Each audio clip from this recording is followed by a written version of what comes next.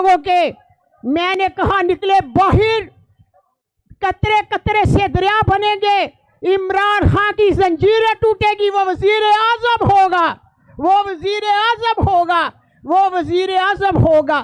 मैंने जो कुछ भी किया, मैं सियासी नहीं थी, मैंने अपने पाकिस्तान के लिए, मैंने अपने बेटे इमरान खान के लिए बाहर निकली।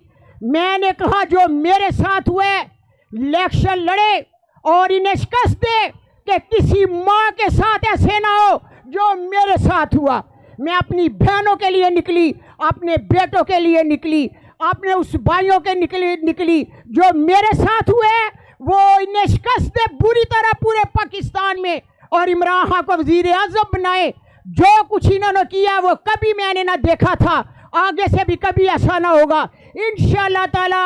जो मेरा मकसद था वो उसमें मैं कामयाब हुई हूँ, और मुझे अवार्ड मिले। कराची में अवार्ड लेने के लिए गई थी, बेस्ट अवार्ड, इमरान खान की जंग जीत कर कामयाब होने का मुझे अवार्ड मिला है।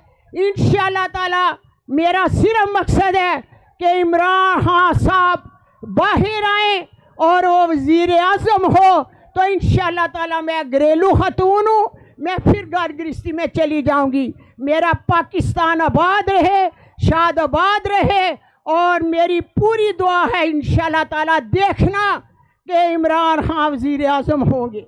ये जल्दी हुकूमत है। मैंने सियालकोट ख्वाजा आसफ को, फर्राउन को बुरी तरह शिकस्त दी है, बुरी तरह। मेरा पूरा जिला सियालकोट का इमरान खान से मोहब्बत करता है, सियालकोट के लोग इमरान खान से प्यार करते हैं, पूरे ज़िले को जीत हुई है। और ये जैली हुकूमत 745 हमारे पास है, और 75 ये कहाँ से आ गया? ये हुकूमत गिर जाएगी जल्दी, जैली हुकूमत चल नहीं सकती।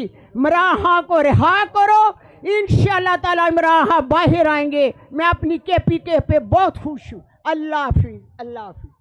मैं जो कोई रियाना डायर साहिबा, ये उस्मान। अच्छा, हमारे ओबी वाले जो हैं, जो ओबी को डील कर रहे हैं, ज़रा वो